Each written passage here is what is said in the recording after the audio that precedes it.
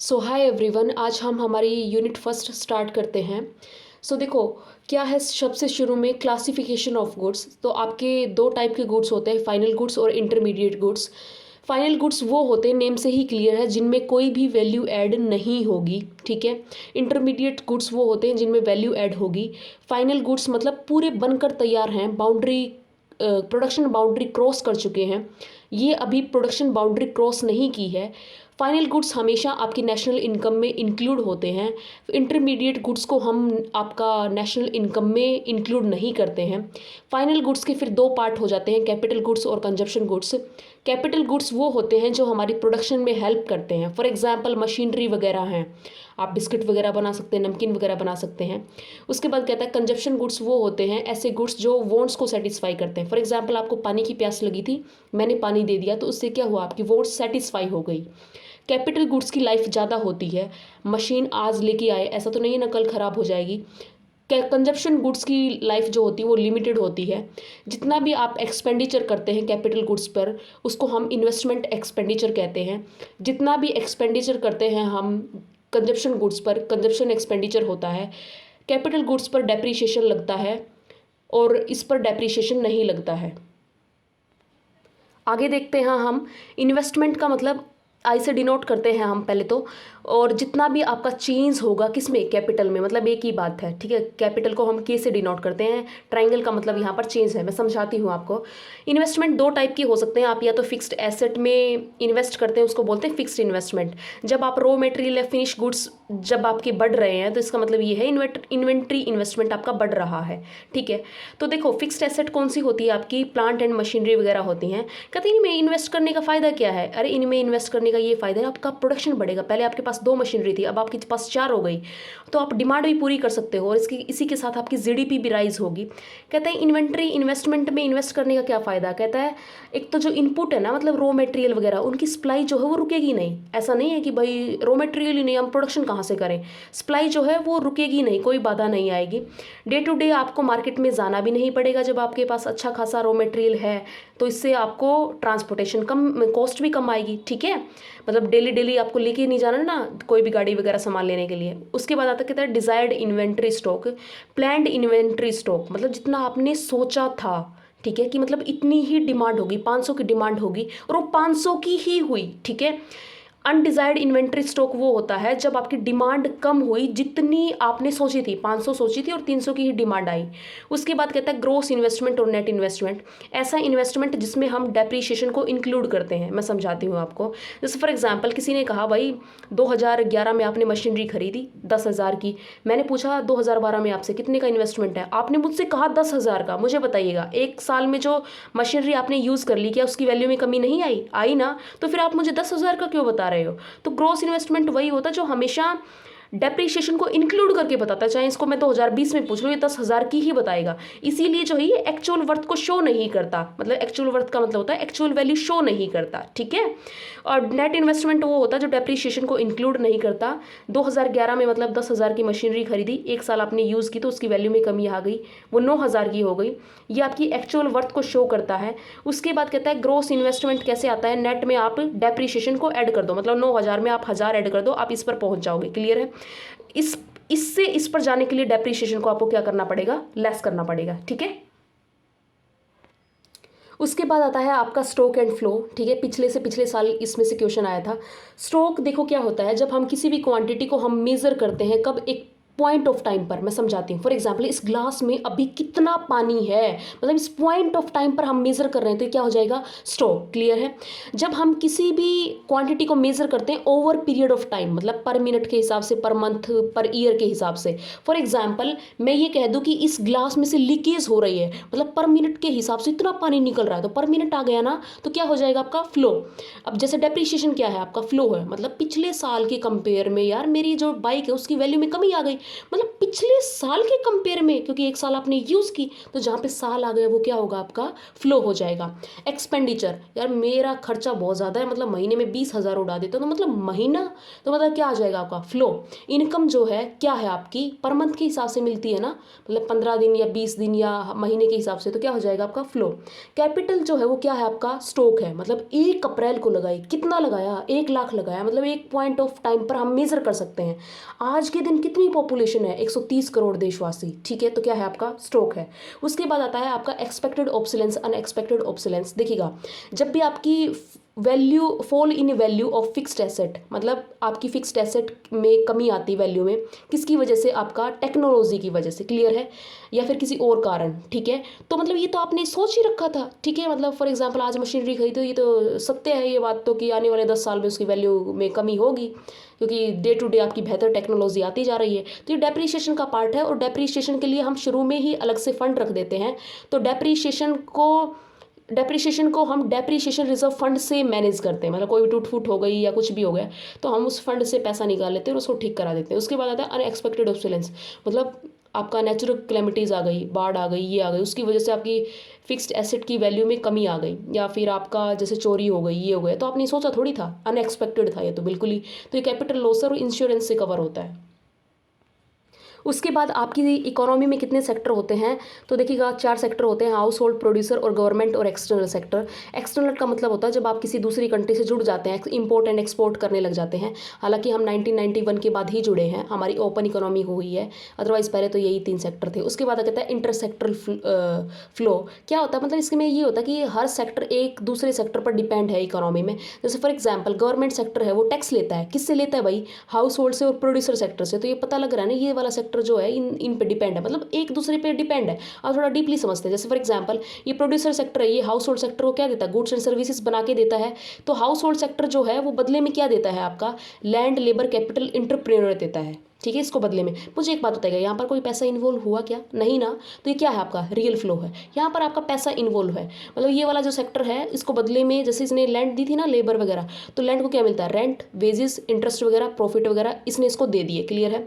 इसने क्या है, इसको गुड्स एंड सर्विसेज दिए थे ना, अभी बदले में क्या दे रहा है, उसको पैसे दे रहा है उसके कि पकड़िए।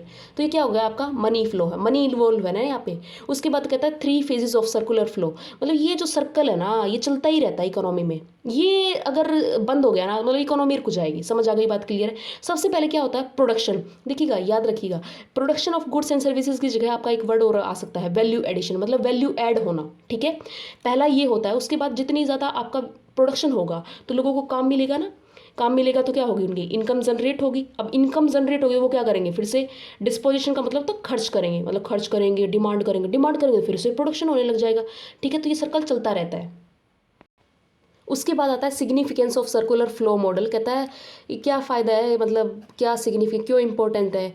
तो कहता है नेशनल इनकम की एस्टिमेट में हेल्प करता है। मतलब जैसे फॉर एग्जांपल प्रोड्यूसर सेक्टर ने हाउस होल्ड को रेंट, प्रॉफिट, वेजेस, इंटरेस्ट वगैरह दिया ना, तो मतलब मुझे बताओ ये चारों को मिलाकर ही तो बोलते हैं हम फैक्टर इनकम। तो नेशनल इनकम को जब भी हम मतलब एस्टिमेट करते तो हम फैक्टर इनकम को ही लेते हैं। ये थोड़ा आगे थोड़ा डीप में समझाऊंगी मैं आपको, ठीक है। तो कहता है ये पता लगता है नेशनल इनकम में हमारी एस्टिमेट करने में हेल्प करता है। उसके बाद कहता है ये पता लगता है नॉलेज ऑफ इंटरसेक्टरल इंटरडिपेंडेंस, मतलब एक सेक्टर दूसरे सेक्टर पर कितना डिपेंड है ये पता लगता है, ठीक है। उसके बाद आता है आपका second chapter, concept of national income. कहता है नेशनल इनकम कहते हैं जितनी भी फैक्टर इनकम कमाई किसने, नॉर्मल रेजिडेंट ने एक अकाउंटिंग पीरियड में। देखो बेटा अकाउंटिंग पीरियड का मतलब होता है 1 मार्च से लेकर 31 अप्रैल तक, ठीक है। फैक्टर इनकम मैं अभी समझाती हूँ आपको। तो अब फैक्टर इनकम आपको थोड़ा यहाँ पे डीप में समझ आएगा और नॉर्मल रेजिडेंट यहाँ पर समझाती हूँ। देखो फैक्टर इनकम क्या होता है, ये वो पेमेंट होती है जब प्रोड्यूसर ने हाउस होल्ड को दी, किसके बदले में, फैक्टर सर्विसेज लेने के बदले में, यहाँ पे ऐड कर लेना, लेने के बदले में, ठीक है। मतलब जैसे उसने वो दिया ना, उसको रेंट दिया, प्रॉफिट दिया, वेजेस दिया, इंटरेस्ट दिया, क्लियर है, ठीक है। इसी को बोलते हैं हम फैक्टर इनकम। क्यों दिया उसको, क्योंकि उसने भी तो उसको दिया था, लैंड, लेबर, एंटरप्रेन्योर वगैरह, ठीक है। अब ट्रांसफर इनकम वो होती है जब एक पर्सन को बिना एफर्ट्स लगाए कोई पैसा मिल जाए, इनकम रिसीव हो जाए। जैसे फॉर एग्जांपल डोनेशन, चैरिटी का अमाउंट, ठीक है। इसके लिए आपने कोई एफर्ट्स लगाए थे, नहीं, ठीक है। तो ये ट्रांसफर इनकम है। ट्रांसफर इनकम कभी भी आपका नेशनल इनकम में इंक्लूड नहीं होती। नेशनल इनकम को हम NNPFC बोलते हैं। ये आपकी फैक्टर इनकम हमेशा नेशनल इनकम में इंक्लूड होती है। रेंट, वेजेस, इंटरेस्ट वगैरह को हम फैक्टर इनकम बोलते हैं। ट्रांसफर इनकम का दूसरा नाम होता है वन साइडेड इनकम। ठीक है, या यूनिलेटरल ट्रांसफ़र, ठीक है। उसके बाद कहता है नॉर्मल रेजिडेंट क्या होता है। नॉर्मल रेजिडेंट एक वो पर्सन होता है जो 1 साल या उससे ज़्यादा एक कंट्री में रहता है, ज़रूरी नहीं वो वहाँ का सिटीज़न हो, मैं समझाती हूँ। मतलब और जिसका इकोनॉमिक इंटरेस्ट उसी कंट्री में हो, मतलब प्रोडक्शन वगैरह कमाता भी वही हो और कंज्यूम भी वही करता हो। ऐसा तो नहीं ना यहाँ कमा के और शाम को डिनर करने यूएसए में जाएगा, सब यही कर रहा है इकोनॉमिक एक्टिविटी। क्लियर है, ठीक है। अब देखो सिटीज़न और रेजिडेंट में क्या फ़र्क होता है। सिटीज़न जो है ना एक लीगल कंसेप्ट है, मतलब मान लीजिएगा आपका बर्थ जो है वो यही हुआ है, या फिर जैसे फॉर एग्जांपल भारत और पाकिस्तान की लड़ाई हो गई तो पाकिस्तान से लोग जो है ना हमारे तब से यही रह रहे हैं, तो मतलब लीगल प्रोविज़न ने उनको अलाउ कर दिया कि तुम यहीं के सिटीज़न हो। अब उनके पास क्या है, वोटिंग राइट भी है। क्लियर है। अब रेजिडेंट क्या है, एक ये किससे रिलेटेड है, आपका इकोनॉमिक एक्टिविटी से रिलेटेड है, ठीक है। जैसे फॉर एग्जांपल आप जो है यहाँ पर रह रहे हैं, ठीक है, वैसे आप थे यूएसए के, अब यहीं पर आप क्या कर रहे हो, प्रोडक्शन और कंज्यूम कर रहे हो थोड़े टाइम से। क्लियर है।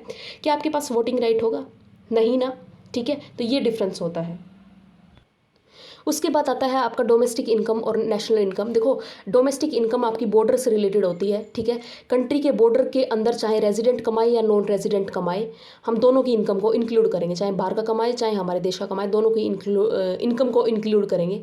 नेशनल इनकम आपका सिटीजनशिप से रिलेटेड है, मतलब सिर्फ हमारे देश के लोगों की इनकम को इंक्लूड करेंगे, चाहे वो किसी और देश में कमाए। समझ आ गई बात। हमारे देश का आदमी कोई यूएसए में कमा रहा है तो जो बाहर से जो इनकम लेके आएगा ना उसको हम NFIA बोलते हैं, मतलब net factor income from abroad. Abroad का मतलब होता है वो बाहर से लेके आया। समझ आ गई बात। और नेशनल इनकम को हम क्या बोलते हैं, आपका NNPFC। क्लियर है। जब भी आपको डोमेस्टिक इनकम निकालनी हो, डोमेस्टिक इनकम का दूसरा नाम होता है NDPFC। क्लियर है। डोमेस्टिक इनकम पर जाना हो तो हाँ आप क्या करोगे, नेशनल इनकम में से आप नेट फैक्टर इनकम को माइनस कर दो। क्लियर है। डोमेस्टिक इनकम में आप net factor income from abroad को प्लस कर दोगे जब आपको नेशनल इनकम पर जाना है, ठीक है। उसके बाद कहता है डोमेस्टिक टेरिटरी और इकोनॉमिक टेरिटरी। ये आपकी बार क्वेश्चन आया हुआ था इस वाले पेपर में, आपका फाइनल में। डोमेस्टिक टेरिटरी का मतलब होता है जहाँ तक आपके हमारे देश के लोग आराम से घूम रहे हैं, ठीक है। क्लियर है। गुड्स वगैरह या कैपिटल वगैरह मैं समझाती हूँ। जैसे फॉर एग्जांपल ये हमारा देश है, ये देश की ये लाइन है ना, इसको बोलते हैं कोस्टल लाइन, ठीक है।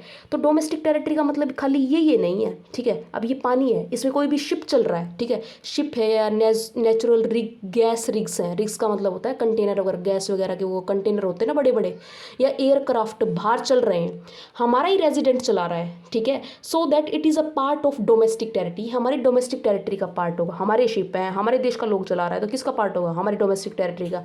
उसके बाद कहता है एम्बेसी या काउंसलेट या मिलिट्री कैंप हमने किसी दूसरे देश में भेज रखे हैं तो वो भी हमारे डोमेस्टिक टेरिटरी का पार्ट होगा। जैसे फॉर एग्जांपल ये यूएसए, ठीक है, हमारे देश के लोगों ने यहाँ कैंप लगा रखा है, तो ये किसका पार्ट होगा, हमारी डोमेस्टिक टेरिटरी का। क्लियर है। हमारे लिए गए हुए हैं यार वो, तो हमारी डोमेस्टिक टेरिटरी का पार्ट होगा। क्लियर है।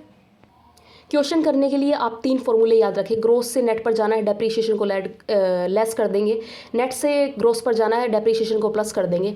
डोमेस्टिक से नेशनल पर जाना है, NFIA को प्लस कर देंगे। नेशनल से डोमेस्टिक पर जाना है, NFIA को माइनस कर देंगे। मार्केट प्राइस से फैक्टर कॉस्ट पर जाना है, नेट इनडायरेक्ट टैक्स को माइनस कर देंगे, सब्सिडी को प्लस कर देंगे, ठीक है। और फैक्टर कॉस्ट से मार्केट प्राइस पर जाना है तो आप इनडायरेक्ट टैक्स को प्लस कर देंगे और माइनस सब्सिडी को कर देंगे, ठीक है।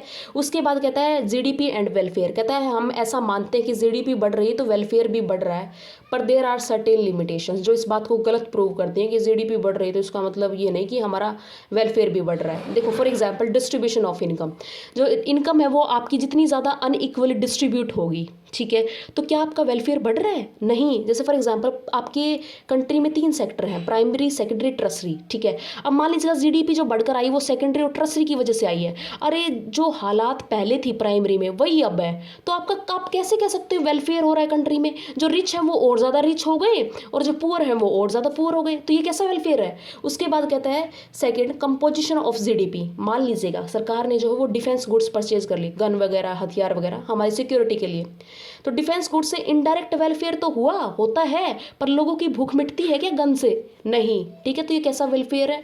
उसके बाद कहता है third point non monetary exchange. Non monetary exchange का मतलब होता है बार्टर सिस्टम। जब आपने गेहूं के बदले चावल एक्सचेंज वगैरह कर लिए, तो क्या आप मुझे बताइएगा इसका कोई रिकॉर्ड है? नहीं है ना, मतलब ये कोई रिकॉर्ड ही नहीं है, तो इससे तो हमारी जीडीपी अंडर एस्टिमेट हो गई। उसके बाद कहता है एक्सटर्नलिटीज़। एक्सटर्नलिटीज़ में 2 पॉइंट आते हैं, पॉजिटिव एक्सटर्नलिटी और नेगेटिव एक्सटर्नलिटी। कोई भी पर्सन नुकसान कर रहा है तो वो पेनल्टी पे नहीं कर रहा। मैं समझाती हूँ। फॉर एग्जाम्पल, आप गाड़ी चला रहे हैं और वो कोई भी इंसान है जो पीछे से आपको हॉर्न दे रहा है, मतलब परेशान कर रहा है, तो क्या वो इंसान कोई पे कर रहा है? पेनल्टी वगैरह लगी उस पर? अब मुझे दूसरी बात बताइएगा, आपके घर के साइड में पार्क है, ठीक है, वो किसी और ने बनवा रखा है और आप उसके पूरे मज़े ले रहे हो, बेनिफिट ले रहे हो, तो क्या आपने कोई प्राइस पे किया? प्राइस पे नहीं कर रहे, ठीक है, तो ये वेलफेयर तो तब भी हो रहा है, जीडीपी से क्या लेना देना? समझ आ गई बात? क्लियर है? ठीक है, समझ आ गया आपको? उसके बाद कहता है रेट ऑफ पॉपुलेशन ग्रोथ, मतलब पॉपुलेशन की वजह से अगर आपकी जीडीपी बढ़कर आती है तो क्या अच्छा पॉइंट है? जनसंख्या इतनी बढ़ रही है, हम जगह कहाँ से दें उनको, खाने के लिए कहाँ से दें? तो ये अच्छा पॉइंट नहीं है, वेलफेयर नहीं हो रहा। उसके बाद आती है आपकी नॉमिनल जीडीपी और रियल जीडीपी। देखो नॉमिनल जीडीपी वो होती है, देखो जीडीपी हम पता है कैसे कैलकुलेट करते हैं, प्राइस इनटू में क्वांटिटी। क्लियर है? तो मतलब आपका क्वांटिटी मतलब यूनिट कितनी बनी है और उसके प्राइस को मल्टीप्लाई कर दो।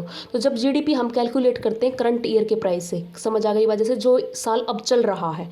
रियल जीडीपी वो होती है जब आप कांस्टेंट प्राइस मतलब पिछले ईयर का प्राइस लेते हैं, मतलब बेस ईयर, जैसे पहले जो प्राइस था वही लेते हैं। क्लियर है? बढ़ा हुआ नहीं लेते। जीडीपी इसमें बढ़कर आ सकती है बिना गुड्स के बढ़े। जैसे फॉर एग्जांपल, मेरी बात को समझिएगा, पहले आपने 2011 में 10 गुड्स बनाए। क्लियर है? उसका प्राइस था कितना? 20, तो जीडीपी आ गई 200। अब भी 10 ही गुड्स है, कब? 2022 में, और कितना प्राइस हो गया? 40, और कितना आ गई आपकी जीडीपी? 400, और आप खुश हो रहे हैं कि जीडीपी बढ़ गई। तो कहता है ये गुड मेज़र नहीं है किसके, कि सोशल वेलफेयर। इसका मतलब ये नहीं है कि आपका सोशल वेलफेयर बढ़ रहा है, जितने लोग पहले भूखे थे उतने ही अब है। आ गई बात समझ में? क्लियर है? उसके बाद कहता है रियल जीडीपी। रियल जीडीपी बढ़कर आई तो वो आउटपुट के बढ़ने से आती है। मतलब मान लीजिएगा यहाँ पर 10 गुड्स पहले प्रोड्यूस कर रहे थे, अब 40 हो गए, 200 की बजाय आपकी कितनी हो गई? 800। क्लियर है? प्राइजेस देखो आपका सेम है, कॉन्स्टेंट है, पहले ही बता चुकी है मैं बात। ठीक है? तो कहता है ये गुड मेज़र है सोशल वेलफेयर के लिए। मतलब पहले 10 लोगों को खाना मिल रहा था, अब 40 को मिल रहा है, तो it is a good measure of a social welfare. समझ आ गई बात? ठीक है? उसके बाद देखते हैं हम एक बार डबल काउंटिंग भी देख लीजिएगा। मान लीजिएगा एक पर्सन है, उसने एक शर्ट बनाई 400 की। क्लियर है? उसने बी को पहुंचा दी कि इसमें बटन लगा देना, तो ये पहले जो है 400 रुपये इंक्लूड हो चुके। क्लियर है? नेशनल इनकम में। अब ये बी ने क्या किया? 500 को फिर ऐड करवा दिया, मतलब बटन लगाते ही। ये यूँ नहीं कि इसमें 100 ऐड करवा दे नेशनल इनकम में, 400 ये भी ऐड कर लिए और 100 वो, तो 500, ये तो डबल काउंटिंग करवा दी आपने। समझ आ गई बात? तो डबल काउंटिंग का मतलब समझ गए आप? उसके बाद आपका थर्ड चैप्टर आता है, जल्दी से ये भी करते हैं हम। देखो 3 आपके मेथड होते हैं, value added method, income method, expenditure method. Value added का दूसरा नाम होता है प्रोडक्ट मेथड। वैल्यू एडिड कैसे निकलती है? आपका value of output minus intermediate consumption. बेटा एक बात को याद रखना, इसकी इंटरमीडिएट कंजप्शन की जगह आपको कई बार क्वेश्चन में सिंगल यूज प्रोड्यूसर गुड भी मिल जाएगा। समझ आ गई बात? तो याद रखना, कभी घबरा जाओ ये तो बताया ही नहीं हमें। उसके बाद देखो वैल्यू ऑफ आउटपुट अगर नहीं दे रखा तो बेटा कैसे निकलेगा? आपका सेल प्लस में चेंज इन स्टॉक। ट्राइंगल का मतलब होता है change in. Change in stock कैसे निकलता है? Closing stock minus opening. ठीक है? देखो कई बार ना क्वेश्चन में आपको सेल दी हुई नहीं मिलेगी, तो क्या करना, आपको डोमेस्टिक सेल मिलेगी और एक्सपोर्ट मिलेगा, तो इन दोनों को प्लस कर देना, आपका सेल आ जाएगी। समझ आ गई बात? इंटरमीडिएट कंजप्शन कभी ना मिले ना, तो आपको बेटा डोमेस्टिक परचेज प्लस में इंपोर्ट मिलेगा। समझ आ गई बात? प्री क्वेश्चंस का मतलब होता है सावधानियां। जब आप ये करोगे ना ये वाला मेथड, तो क्या क्या सावधानियां आपको यूज़ करनी है? कहता है सेकेंड हैंड गुड्स की वैल्यू नहीं लेनी।